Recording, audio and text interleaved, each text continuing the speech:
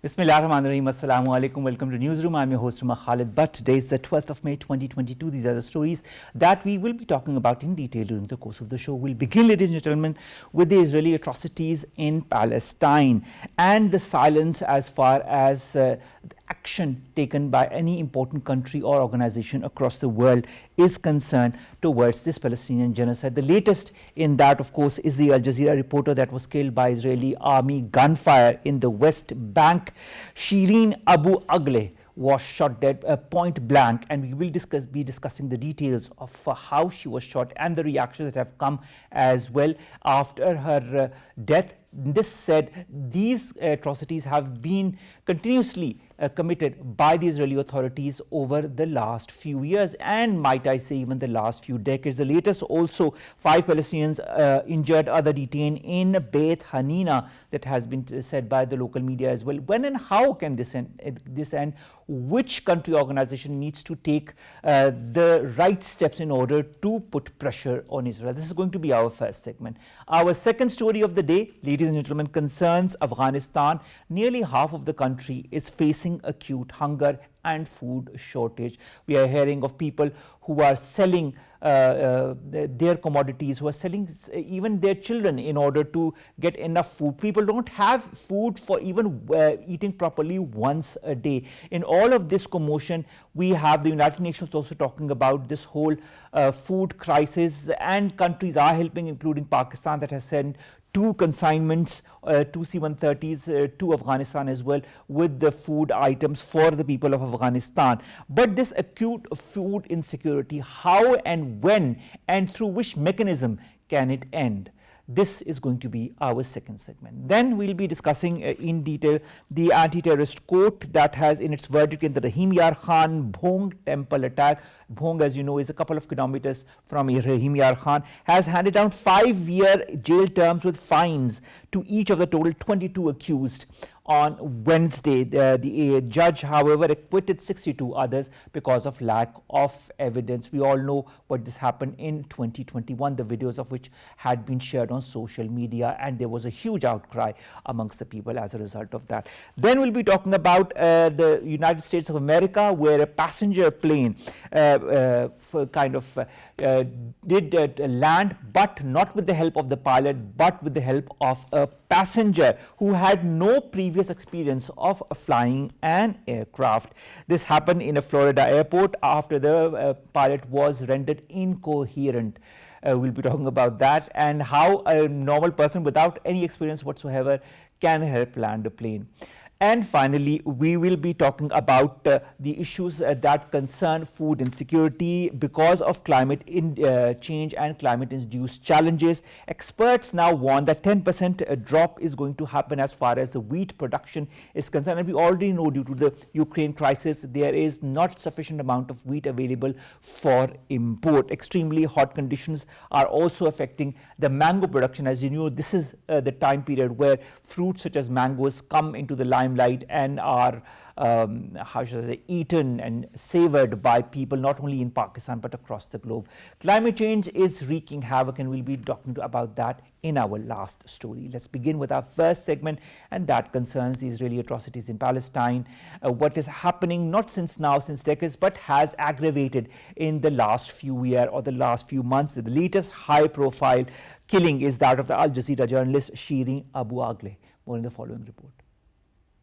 Veteran Al Jazeera journalist Shireen Abu Akleh was assassinated in cold blood by the Israeli occupation forces. The brave and daring Abu Akleh was on assignment in the city of Jenin in the occupied West Bank, covering Israeli raids on a refugee camp when she was killed. Another Al Jazeera journalist, producer Alias Samudi, was wounded in the incident in which both wore helmets and vests marked press. Despite multiple eyewitness testimonies confirming she was shot by Israeli forces, Israeli government's initial reaction to the killing of Abu Akleh was to blame armed Palestinians for shooting the journalist. The merciless attack on journalists put a spotlight on Israel's imperial crimes as Israeli army has stepped up violence against Palestinians. Earlier, Israel bombed the building of the Associated Press and Al Jazeera in Gaza during the bloody offensive. According to Palestinian Health Ministry, more than 20 Palestinians have been killed since the end of March. Demonstrating sheer cruelty of its settler colonialism, Israeli soldiers had shot and killed an 18-year-old Palestinian in the West Bank near Ramallah. These are atrocities the international community has witnessed time and time again, perpetrated by occupying Israeli forces, whether recorded on live footage or not, but never catalyzed accountability of Israel. Dr. Farah Naz, who's a foreign affairs expert, joins us online. Dr. Farah, thank you very much to have joined us. Dr. Farah, the entire world, including yourself and myself, I'm sure, are devastated by what we have seen, the way this journalist has been killed point blank by the Israeli forces. When you look at all the reactions that have emanated, how do you look at the consequences of this murder? Do you feel some action will be taken, or do you feel this is just going to be the news of the day for a couple of days and then other news will take the front page of every newspaper? Do you feel any action will happen? Thank you, Omar, for having me. We clearly condemn the killing of such a brave journalist, and I think she was not only a journalist, but she was the voice of Palestine. So her killing is really something which is affecting the media reporting system, where some people in the media, they are standing for the ones who are affected by the powerful countries. So your question about whether something will happen or not, I think we need to see what parties are involved. So she was the one who was trying to record some of the raids of the Israeli forces against the Palestinians. So definitely, no matter whatever Israel is saying at this stage is that they were not involved in killing her. It probably was Palestinian forces. I think there is no truth involved there. For sure, it is the Israeli forces who killed her right on her forehead. So will any groups come out to help and support? She's of course dead, but to do something for the killing of this journalist, I think this will be a news for a few days and then it will vanish, because the Western media is very strong at that. The agenda setting of the media is very strong there, and they know how to subside certain informations from its news sources. So I think the hype will be there for a few days, but then it will vanish slowly, steadily. Something big will happen, and then people will forget about her. All right, Dr. Farah, also when it comes to what happened exactly as far as this renowned Palestinian journalist is concerned, when we look at the statement that came from the producer or the other Palestinian journalist, Ali al-Samoudi, who was also shot by Israeli forces when he was really right next to Shirin, he said that there was no presence of Palestinian armed fighters at the scene, because this is what the Israelis had been saying in the beginning, that most probably this is a result of the Palestinian fire. Israeli Prime Minister Naftali Bennett had also said that it was likely that Palestinian gunfire killed the Al Jazeera reporter. Why are the Israelis lying?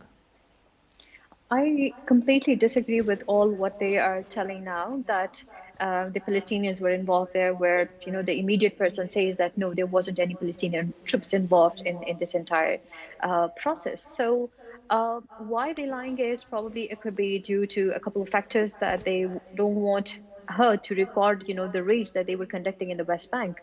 So they kill her, and now they are not accepting the killing of this brave journalist. And she was a war correspondent for sure, and she was there with authority. And of course, for an embedded journalist to become a war correspondent, they need to get an approval and accreditation from the armed forces. So she had that license to be there on those particular and premises. And she was wearing a press jacket of all things, Dr. Farah, and a helmet. Yeah. It was not as if she was inconspicuous by her presence as a normal civilian.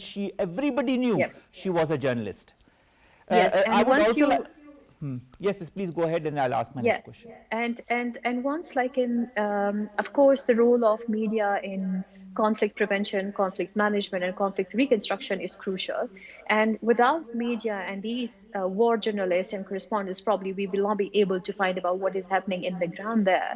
So hats off to all these journalists who risk their life and they collect information. But I would say is in the ethics of journalism, I think it's not required that they should risk their lives, and I can't say that their life won't be risked if they're going to collect some information from the conflict zone. Definitely, their life is at risk. But if they're wearing the jackets according to the Geneva Convention, Article 4, and the additional protocol, I think they are considered civilians and they cannot be targeted at all. But unless and until they become a threat and they violate whatever is clearly stated in the Geneva Convention. So I don't think so. She was in violation of any of those clauses, those articles, or the protocols of the convention. She was completely abiding by those, and probably the way she was trying to record some of the atrocities that the Israeli troops were doing in terms of their raid in the Jenin area. So they never liked it, and they killed her abruptly, which is not acceptable. Now, Dr. Farnaz, you also know that not only was she a very renowned journalist and she was working for Al Jazeera, but she also had the citizenship of the United States of America. The reactions from the US have also been strong. Do you feel, as one of the rare cases, that the United States is going to react much more sharply in this case compared to other previous killings in Palestine by the Israelis?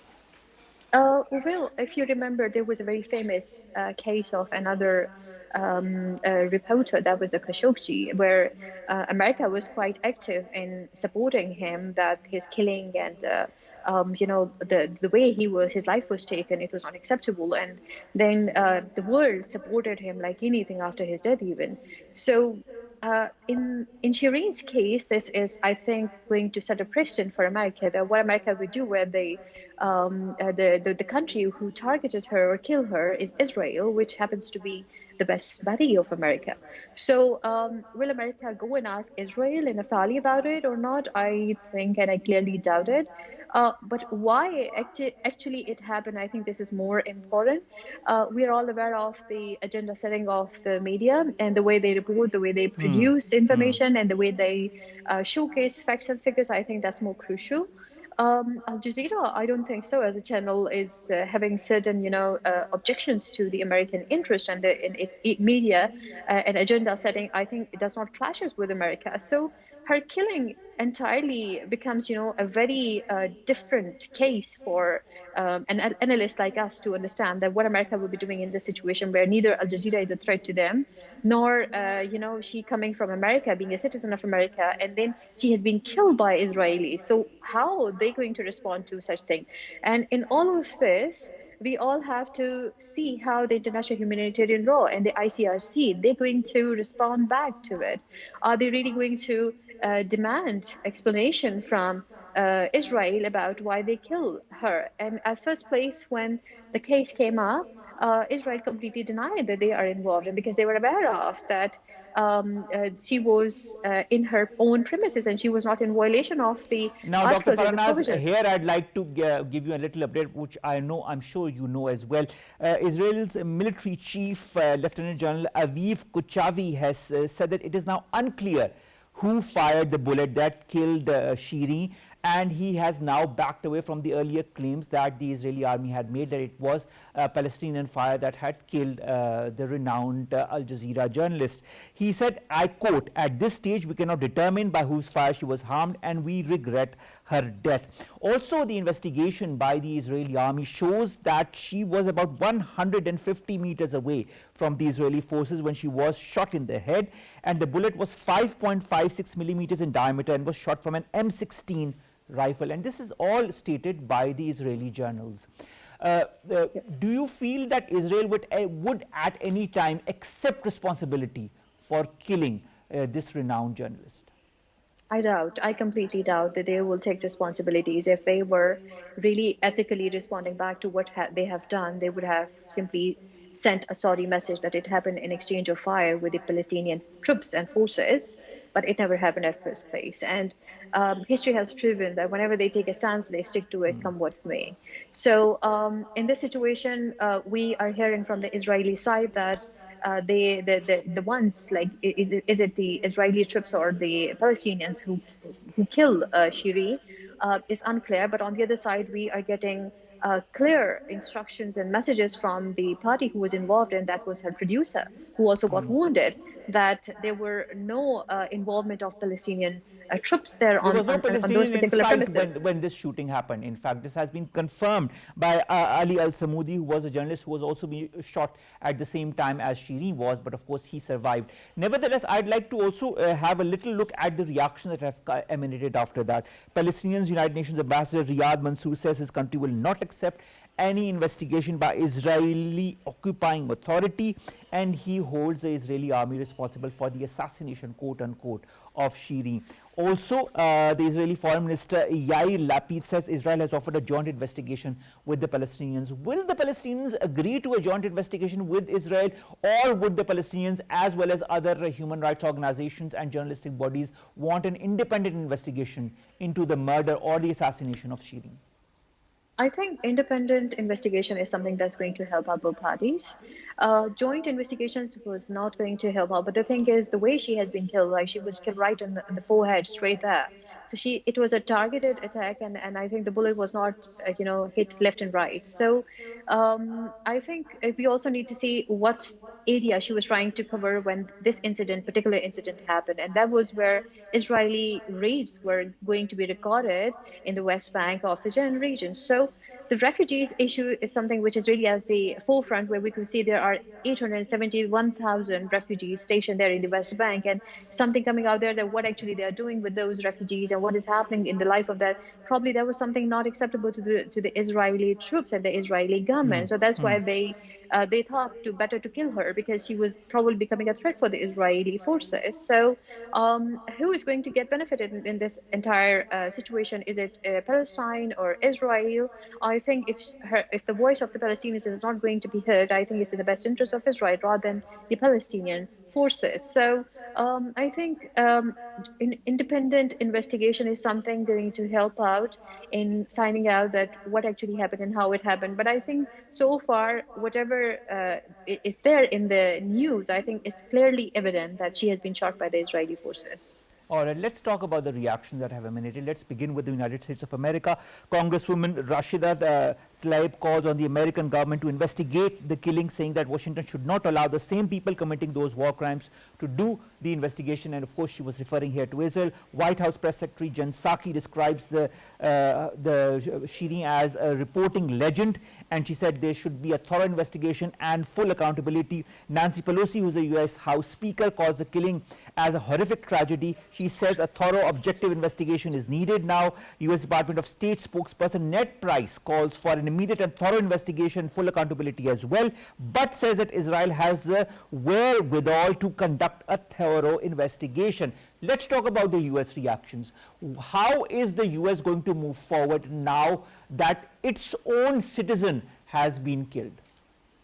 I think the reaction so far, whatever is coming, is very organic and natural. And there is no doubt about that they are showing sympathies towards whatever happened to such a brave journalist who was an inspiration for many to stand for the Palestinians and to get involved into the journalism field.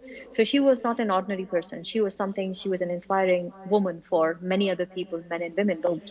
So the reaction coming from America is genuine, but the thing is, we have to look at that whether they can stand against Israel to demand, as they did in case of Khashoggi.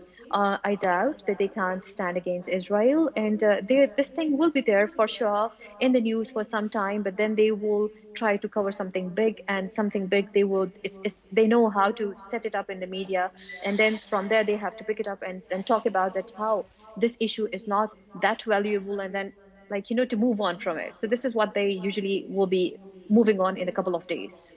Or just to add to that, the European Union has also strongly condemned the killing. But now I'd like to come to the Muslim world. Let's talk a little bit about the statements that have emanated from the Muslim world, and I'd like your opinion on that. Qatar's Deputy Prime Minister and Minister for Foreign Affairs, Mr. Al Thani, says that such horrific crimes by the occupation against unarmed Palestinians should not pass without those responsible being held accountable. Kuwait's Foreign Ministry also talks about condemning this heinous incident. Then Jordan's Queen Rania calls the killing of Abu Akleh a crushing blow to truth and justice. Egyptian Foreign Ministry also pays tribute to Abu Akleh. Pakistan's Prime Minister Shehbaz Sharif Saab already tweeted about this, and he has also strongly condemned the assassination, saying that silencing voices of those who tell stories of oppressed people is part of a deliberate strategy employed by Israel and India in Palestine and occupied Kashmir. This, and then finally Iran's foreign ministry spokesperson has also strongly condemned. Afghanistan's foreign ministry has also condemned it. Do you feel that the Muslim world can maybe evolve a strategy to work in favor of the Palestinians and then later on also in favor of the people of Indian illegally occupied Jammu and Kashmir? Omar, this is a very tricky question. Look, if the Muslim countries can do something for the innocent killing of Shiri, who was a journalist and who had the license, to get involved into the war correspondence, I clearly doubt, because so far we have seen the lives of the Kashmiris have been affected badly in Kashmir. The life of the Muslims in India has been badly affected. But so far, what they have done, they have contributed anything? No. So she being, an American citizen, so whether she is more important than all other people who are dying every day, I think this is not going to justify it. I'm not saying that her life was not important. Everyone's life is important. So is the Kashmiri's life, and so is the life of all those Muslims and minorities who are getting died and butchered and killed, and harassed in India. Everyone is important. So so far, what people have done for the Syrian people, for the Iraqis, for the Lebanese, and all of them, and nobody has done anything so far. So I clearly doubt that. Will they be able to do something for Shireen? I doubt. No, nothing is going to come out. This will be there. We will be discussing it for a couple of days, and then people will forget and they will start discussing something else. This is how we are, how low we have become as human beings. And I think the only organization who can do something is the International Humanitarian Law and the under the Geneva Convention and all of that, and the ICRC who can do something about it.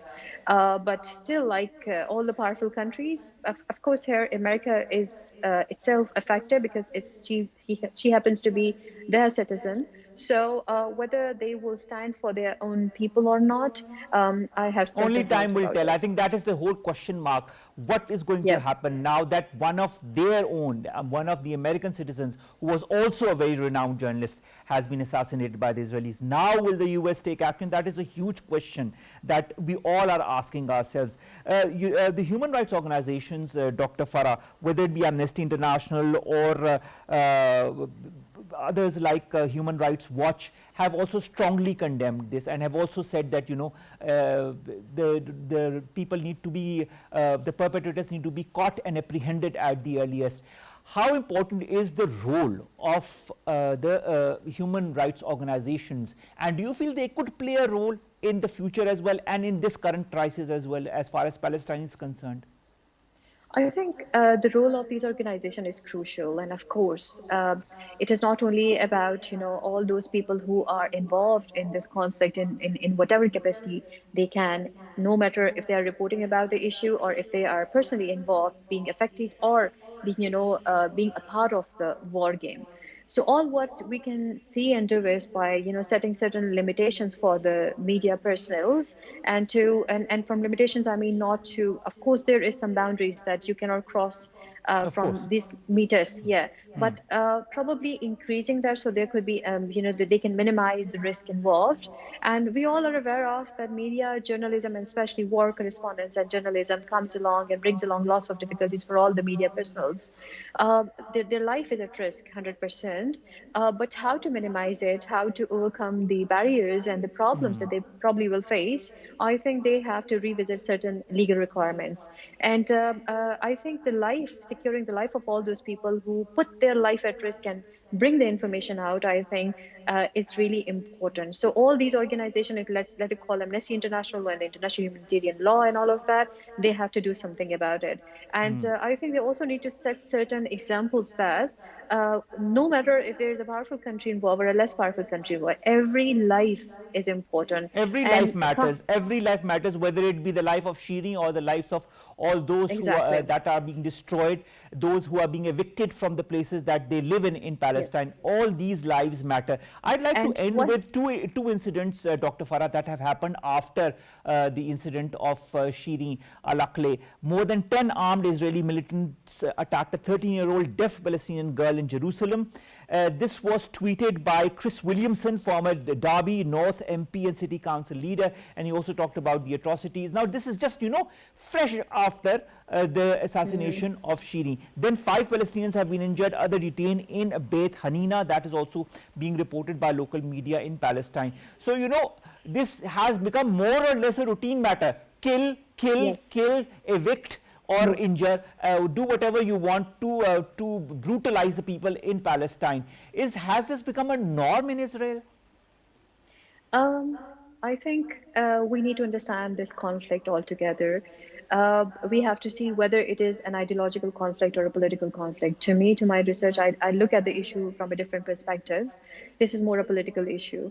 And I think this entire conflict altogether does not make sense to me, because for Israelis, it is their right to return to the land, and they believe, according to their religious understanding, that this is the land which is supposed to be with them per their own religious understanding, while Palestinians disagree with it. But if we go to the historical details, I am writing a journal piece on that, and trust me, the findings that I have collected, I'm really afraid to publish it, because to the results and the whatever the analysis are coming up, it says that the two-state solution is impossible, and I have evidence to that of why it is impossible, because if you look at the territory of Israel and Palestine. And I was shocked to see that Palestine does not show even on the Google Maps. And that was a triggering point for me to think about what actually is happening there.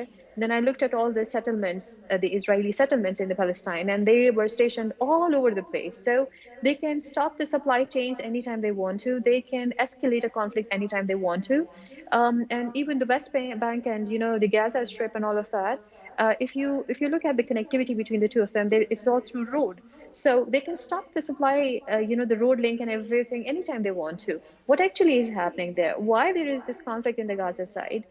Why there is no solution coming up? So there is a lot more to be discussed here. It's not a simple thing. It's something which has deep roots in the religious connotation.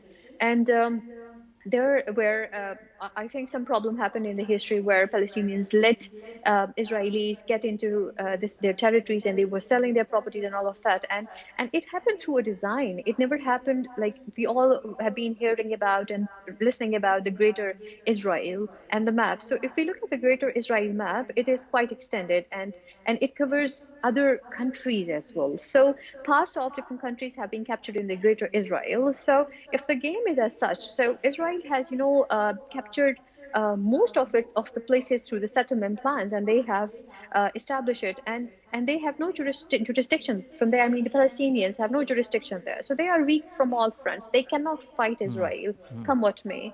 And all right, I think let's see, Dr. Farah. To be very frank, let's see what happens.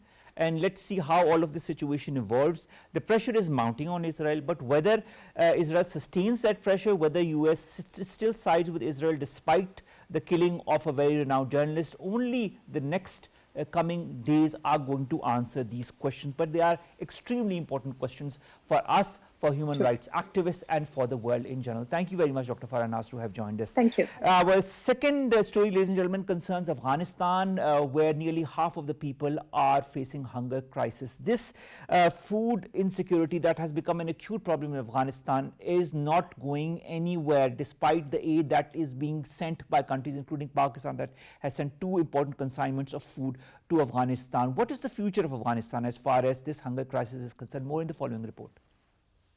The grinding poverty and relentless hunger crisis grip Afghanistan as the country was sent into economic freefall, followed by crippling US sanctions. Underlining alarming situation, the latest analysis conducted by Integrated Food Security Phase Classification warned that high acute food insecurity persists across Afghanistan as a combination of a collapsing economy and drought is depriving nearly 20 million Afghans for food. The analysis was conducted in January and February by IPC partners, which include the UN Food and Agriculture Organizations, sister agency the World Food Programme, and UN-backed NGOs. Highlighting the gravity of the situation, the report places about 6.6 million people out of a population of 40 million in its emergency IPC4 category and 13 million in crisis or phase 3 category. Afghanistan has been suffering from drought in recent years, made worse by climate change, with low crop yields raising fears of serious food shortages. Making matters worse, heavy rains, flooding and storms in 12 provinces rendered 22 people dead and 40 injured, destroying hundreds of homes and damaging crops in Afghanistan. Expressing solidarity with the people of Afghanistan, Pakistan delivered consignment of relief goods for Afghan citizens affected by heavy rains and floods in the neighboring country. Despite generous pledges made by various entities, world attention from Afghanistan is shifting, thereby leaving the Afghans to bear the brunt of economic meltdown. Lieutenant General Raza Muhammad Khan, Sub-Defense Analyst, joins us online. Sir, thank you very much to have joined us. It's always a pleasure to have you on board. When you look at the current crisis engulfing Afghanistan, and I'm not putting into place what kind of restrictions have been put on women and girls, let's talk solely on the hunger issue, of the food crisis, of the economic issues that are plaguing the people of Afghanistan. What is the way out in your point of view, sir? Okay, Bismillah Rahman Rahim. I think right now, as very correctly pointed out in the introduction, that Afghanistan and the people of Afghanistan are actually in a dire strait because of drought, followed by flooding, and also the fact that there is acute shortage of medicines for the common people. And under these situations, there is also, a galore of fake news about what is happening in Afghanistan and what is not happening there. Very recently, I think the European Union had expressed its concern about some fighting going on in Panjshir. It had condemned some violations there, and it turned out, as actually stated by the present interim Taliban government, that there was actually no fighting at Panjshir or any other place. To make things worse, the current Afghan charge d'affaires at the UN, who was actually appointed by the previous Afghan government, also, labeled these allegations against the current government. So I think under these circumstances, the main sort of victim is truth in Afghanistan, and I think it is neither in the interest of the people of Afghanistan, uh, the Western community, or Pakistan that any kind of instability should either spread or prevail in Afghanistan. If that happens, and I think if the people of Afghanistan continue to suffer, they are going to have, very, very drastic consequences for the future of peace, security, and stability But Raza Saab, the of not people are only suffering in Afghanistan but Afghanistan. The entire people region. are suffering, and their suffering seems to be a non-ending. There seems to be no end to their suffering. The study by the United Nations that I'd like to ask your opinion on cites 4 causes for this current hunger crisis in Afghanistan, or economic crisis, if you might. Droughts, as you yourself pointed out, rising food prices, lingering impacts of decades of conflict, and we've seen the conflict in Afghanistan, and economic collapse resulting from the political transition. Can these, droughts is a natural phenomenon, we cannot handle it. What about the rising food prices, or the conflicts, or the political transition? Can that be handled in such a manner that the people might see some relief in the coming days? I think in the current environment, the key issues, of course, are the stability of regime there, the stability of the economic situation in Afghanistan, uh, and also control uh, over a lot of dissident elements, some of which are supported from abroad, and all these issues needs to be addressed simultaneously.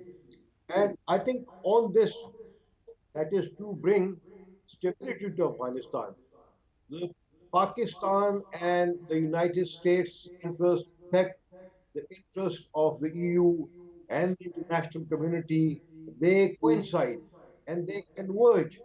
And I think, therefore, they need to make collective efforts, joint efforts on this matter. And as we are aware, I think some of our senior Foreign Office leadership and other leadership uh, were there in the United States very recently.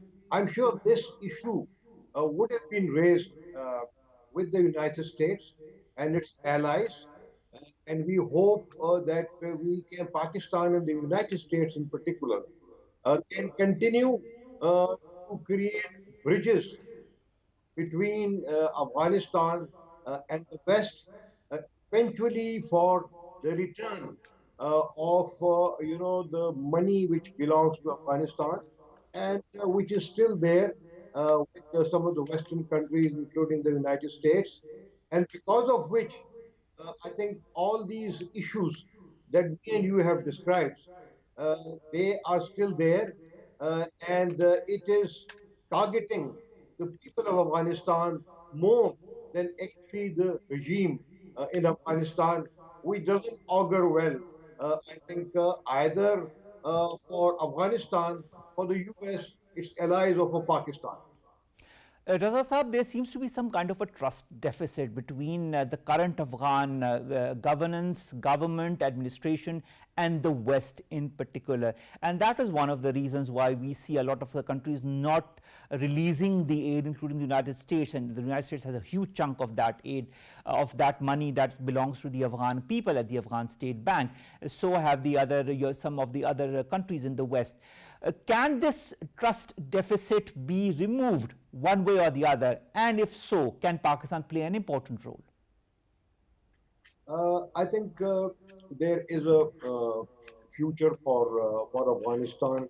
I think the world has seen that the present rulers in Afghanistan are different, than the previous Taliban in many ways.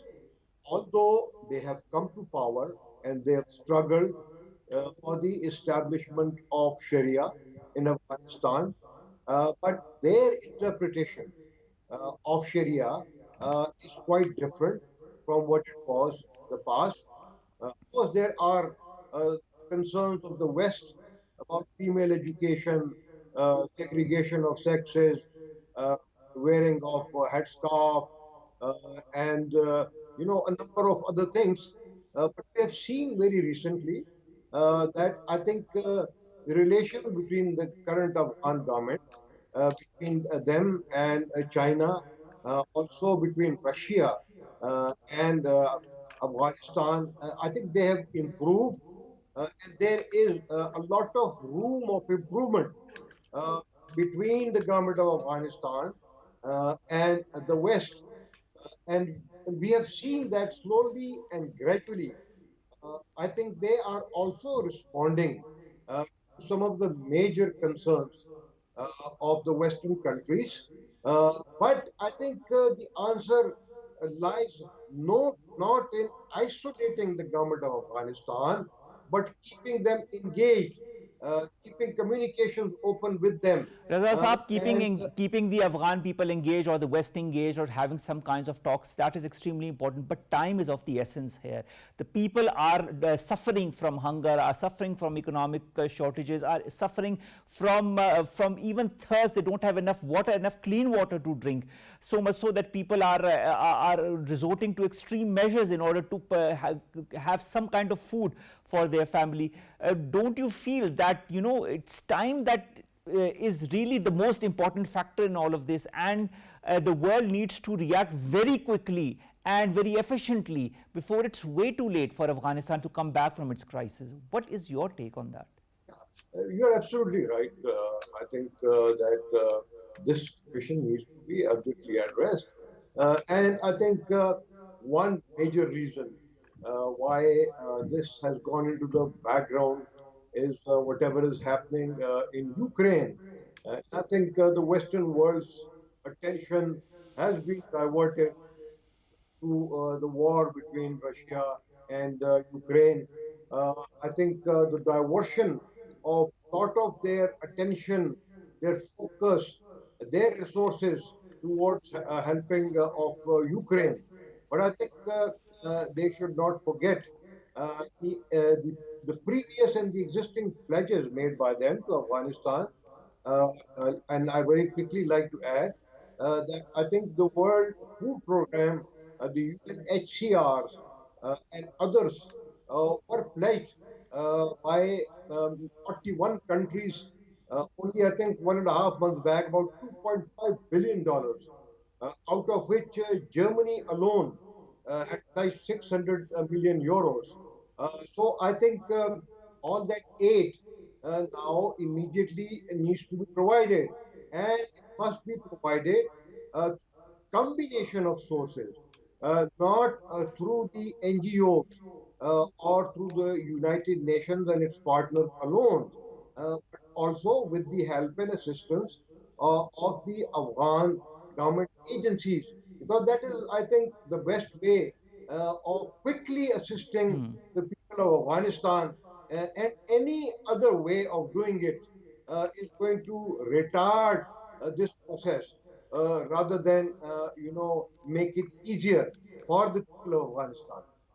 All right, sir, the report that we have been also talking about that has been released under the United Nations ambit talks about certain factors that could hamper development in the foreseeable future, and that includes fundamental socio-economic changes such as the expected contraction of the GDP from 20 to 16 billion US dollars this year, lack of development projects. We see almost no development projects now since the transition of the government, disruption of the supply chain. We've seen that as well. That is also one of the causes due to which food insecurity is rampant in Afghanistan, and further increase of food, fuel and fertilizer prices that, as you mentioned, are linked to the ongoing Russia-Ukraine crisis.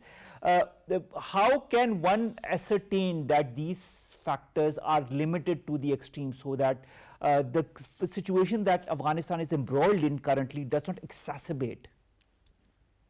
I think in this, I think UNAMA and UNAMA mission in Afghanistan needs to play a more proactive role. I think again the OIC needs to enhance its role in Afghanistan. It needs to follow on all the decisions that were taken in the OIC's Foreign Ministers Conference in Islamabad a few months back. And I think all countries of Afghanistan's neighborhood, I think they are the ones who are also affected by whatever is happening in Afghanistan. We are aware, that there has been shortage of wheat in Pakistan, particularly in the KP. And I think it was very recently reported by government authorities that one of the reasons for that was the smuggling of wheat and flour to Afghanistan. So I think it is affecting all countries in the neighborhood of Afghanistan. And despite the fact that the attention of the West has been diverted, I think Afghanistan's neighbors, particularly the bigger neighbors, the Central Asian Republic, and others, need to play its due role.